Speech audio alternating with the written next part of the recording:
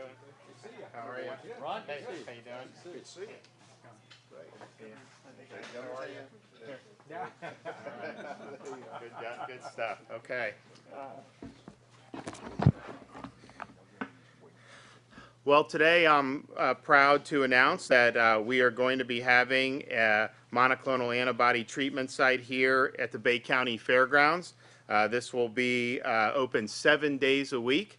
It can serve more than 300 patients a day, and it'll be open from 9 a.m. to 5 p.m. on those days. And so we're trying to, one, raise awareness of this, which we've done a lot in the last couple of weeks, and then expand the availability. So the monoclonal antibodies are something that you would do if you get infected.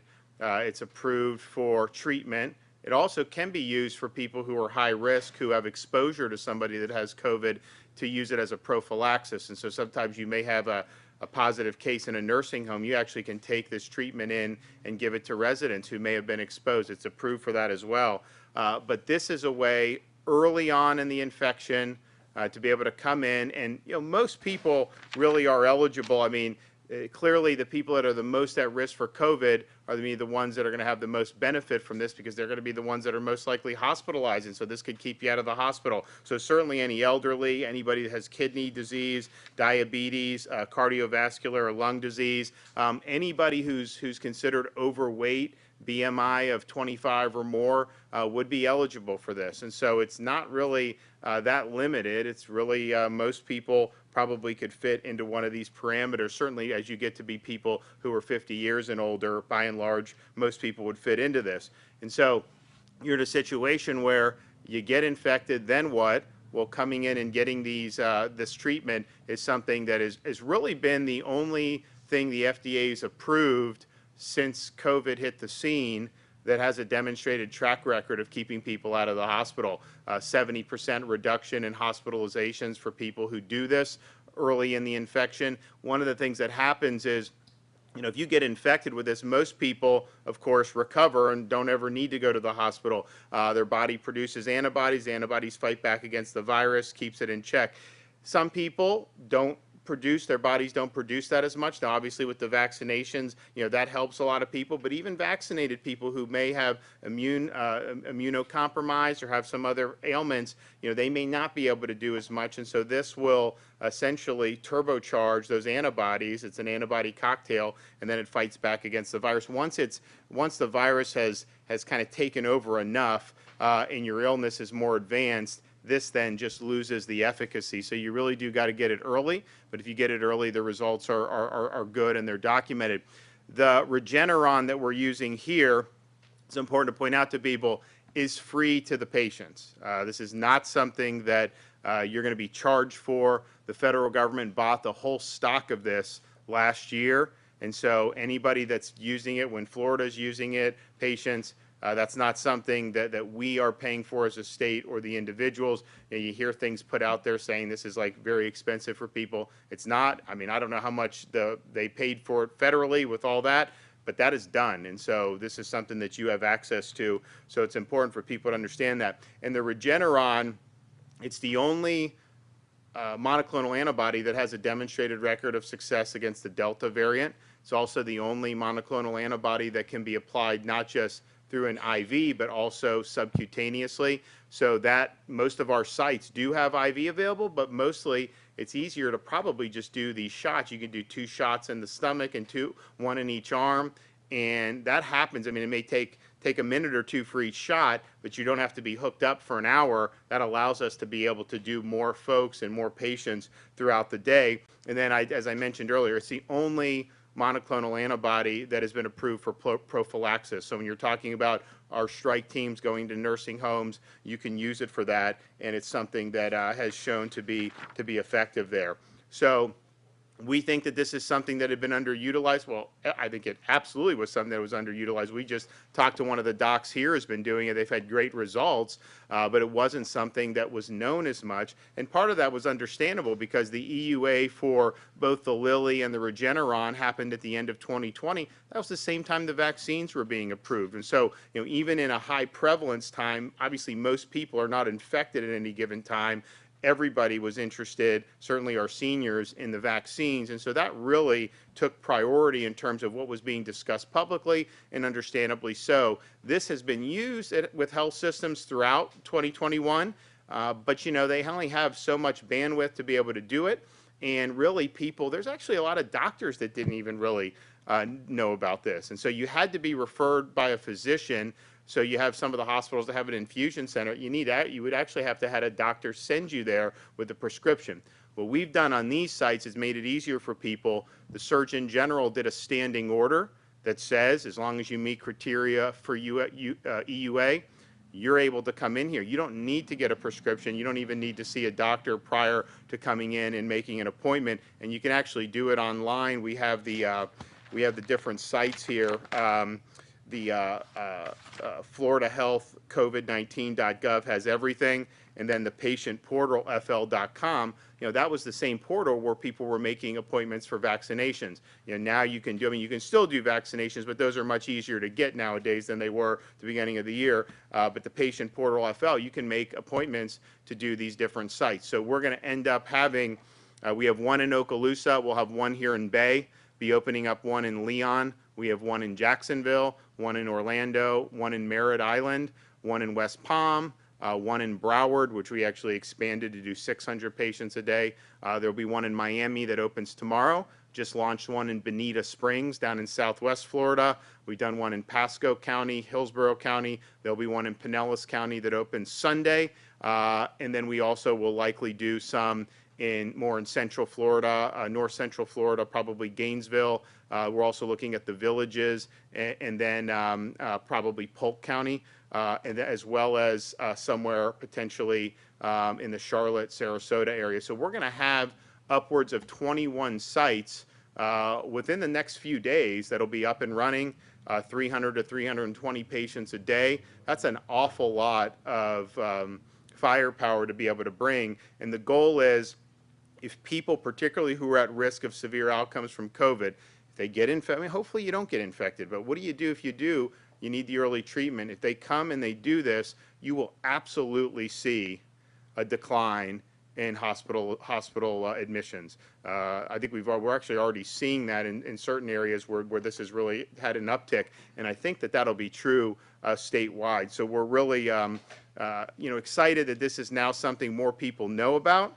We're also happy to be really leading the charge to expand access to this. It wasn't, anyone really could get access all along, but it was just something that was a little bit more under the radar. Now it's going to be a more significant part of kind of how people deal with this. So we think that that's a good thing, and we think that it will absolutely make a very positive difference when you talk about patient outcomes. One of the things that we have noticed is if you look at all the patients that have been hospitalized statewide, most people know by now that the vast majority of them are people that had not been vaccinated. And so the vaccinated, even our elderly, some of them are still getting infected, but they're not having the same severe outcomes because of that protection. What people don't know, or not as many know, of the people that have been admitted to hospitals for COVID, over 90% of them didn't get the monoclonal antibody treatment. And so I think that if all of them had done it, or most of them had done it, I think those admissions would have been much less. And so hopefully now that more people understand this is available, you're going to see that going forward. So we're happy to be able to do this here in Bay County. We also, again, like I said, we have one further west out in Okaloosa, and then we are going to be putting one in Leon very soon as well. So by and large, good stuff. I'll let Jimmy and Neil Dunn come up and say a few words if they want. Of course, Jimmy's part of the cabinet, so we work together. And Neil Dunn's my congressman and the governor, so it's I need to write him about some of the stuff that's going on in Washington because it's not great. All right, Jimmy. Yeah. Thanks, Governor. I tell you, there's no doubt that the citizens of Bay County definitely knows that Governor DeSantis knows where Bay County is. This is probably, in the last 2 years, probably about the 70th or 80th time that he's visited Bay County. He's always been thoughtful and considerate for what the citizens of Bay County need, whether it deals with Hurricane Michael or now with COVID. This guy and his family haven't even taken a day off in the last year and a half. I wish we could give you a break, but Mother Nature's not going to cut you any slack. But the governor is speaking the truth. Look, whether it be the vaccine that you might embrace, talk to your doctor, get some advice. If that's right for you, get it. But this is another opportunity where we're given a free treatment right here. It wouldn't happen if it wasn't for the governor's leadership. It wouldn't happen if we wouldn't, had the willing folks here at the Bay County Fairgrounds to take care of us, and the support of the Bay County Commission, that we can make this treatment available as a nice opportunity to divert you away from showing up at the hospitals. Hospitals right now, they're taxed. There's some staffing issues. Got to tell you, people got burned out last year. There's a lot of folks that last year was an extraordinary set of circumstances to deal with, and this is a nice, clean, healthy way, if treated right. If you got the symptoms, if you start showing the symptoms, it may be the flu, it may not. You need to go and get tested, and if it shows that you've got positive COVID, if you're in that first few days of the window of having it, this is something that could really turn the outcomes in such a better way for both you, your family, and your loved one. So if you got a loved one who has had these symptoms, you need to react quickly and swiftly, and like the governor said, the treatment is free. But his leadership through all this, the poor guy has been in a hurricane for the last year and a half, and he's still standing strong, and he still remembers that Northwest Florida appreciates him and his leadership he's provided to this state. And he has struck this balance. I don't know how he's done it, but he struck this balance by keeping people safe and keeping the economy of this state open and safe. Anyway, thank you for being here. Neil, come on up. Thanks so much, Yes, Jimmy. sir. Let me start with an apology to my favorite constituent for things going on in Washington. I am so sorry. But I also want to say thank you very, very much. In my day job, I was a doctor. And I can tell you that this is a great step forward for everybody in this region, and of course every region that you've addressed with this. This is a really important step forward to unfill the hospitals. And another point I want to make is early is better than late. If you're sick today, you want the treatment today, not tomorrow. It's one of those things that you want to come in, and this kind of response for it to be available in our town is huge.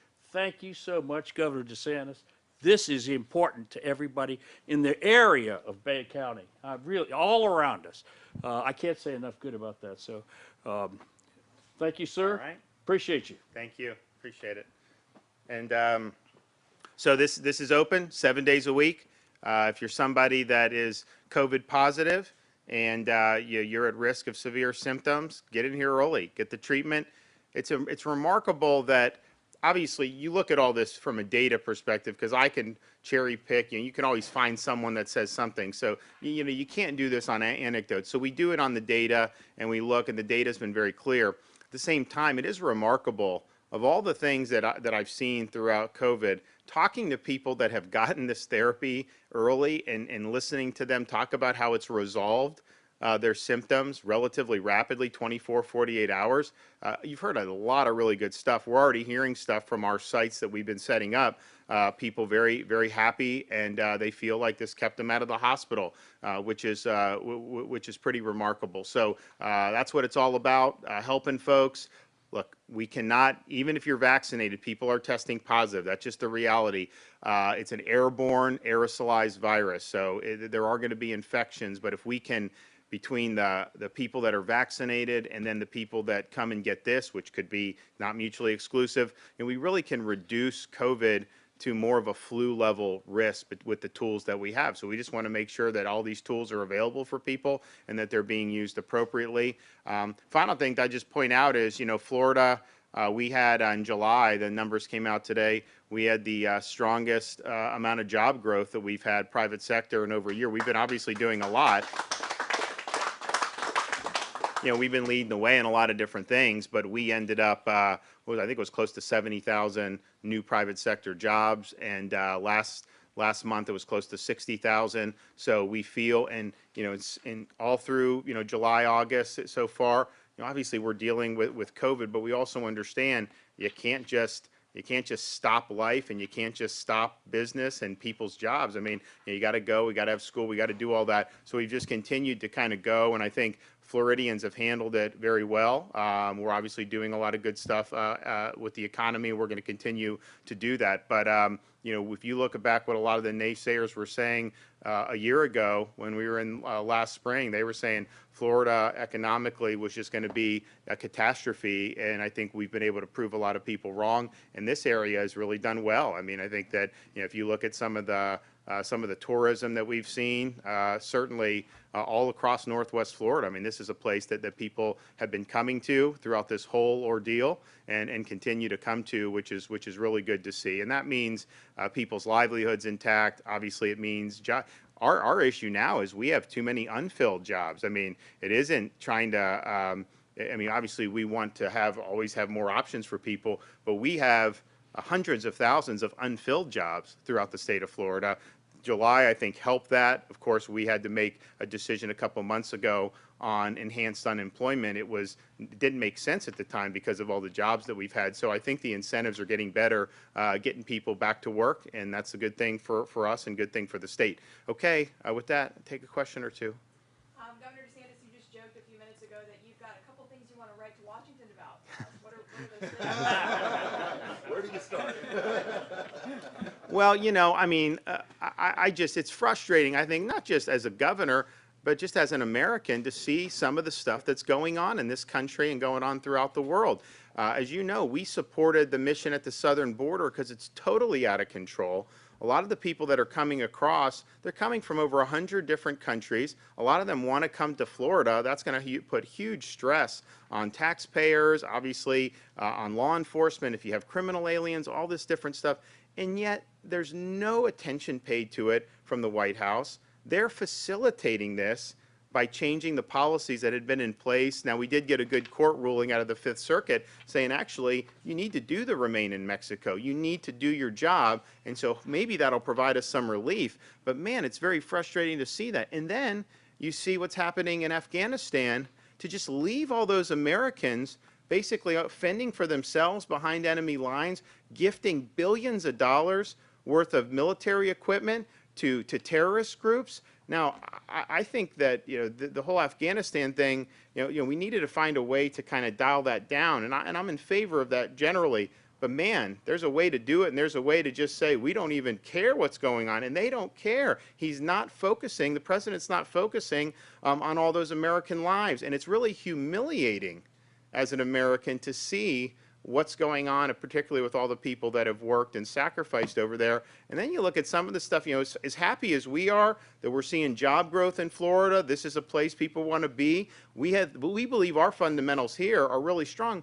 But you look at the inflation that they're doing out of Washington, causing prices to go up for almost everything. Look at gas prices, how much that's pinching people. You know, we had a situation before this president took office where we were effectively energy independent. We had vast resources here. We had Anwar coming online. We had Keystone, and they're shutting it all down, and now they're begging OPEC to lower the prices. So that's not the way you want to do it. And then to top it all off, with all these mounting crises, all these different problems, what is the White House focusing on?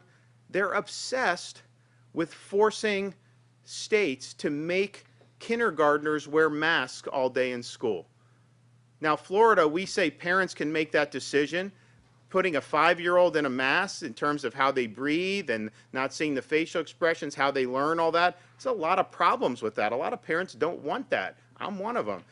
And so you do that. So that should be a parent's decision. That's what Florida law provides. And yet they want to come in over the top as the federal government and kneecap the parents' ability to make this decision and basically force masks on kindergartners, on first graders, on second graders, even if that's not what the parents want to do. And many of our schools didn't even have this last year.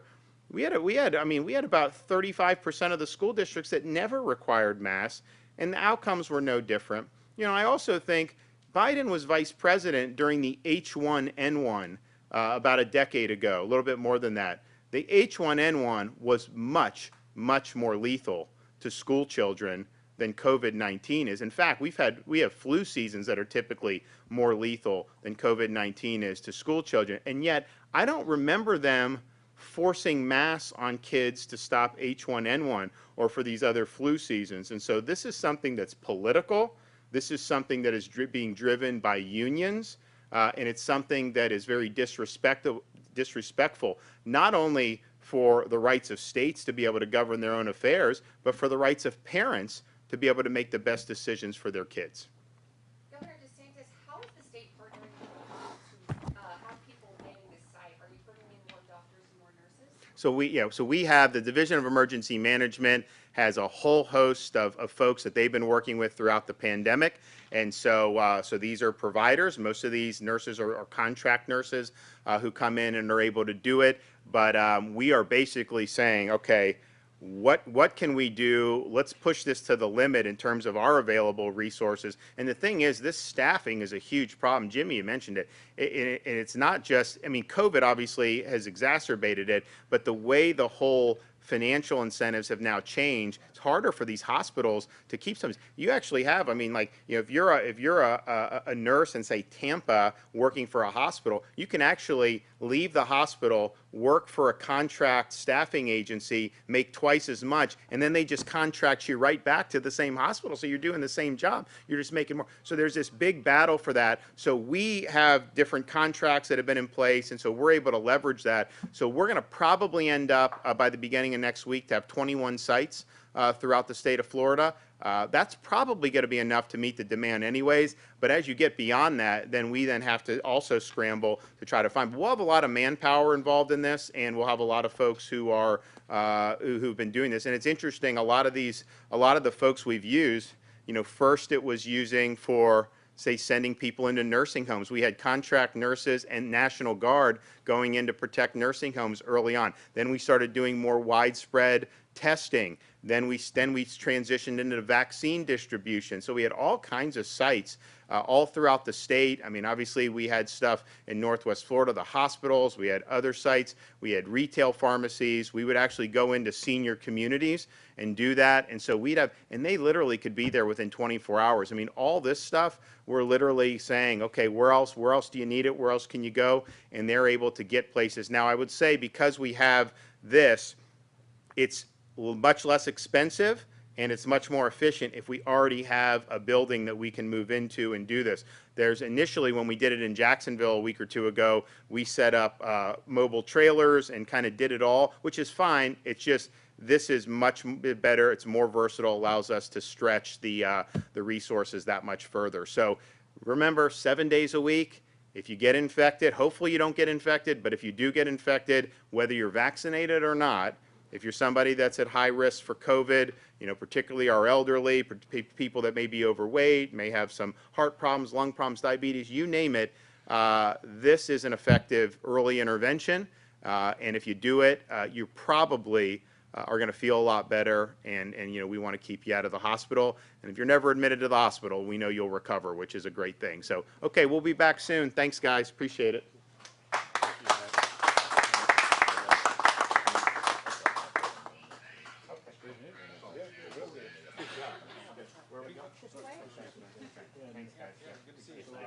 This way?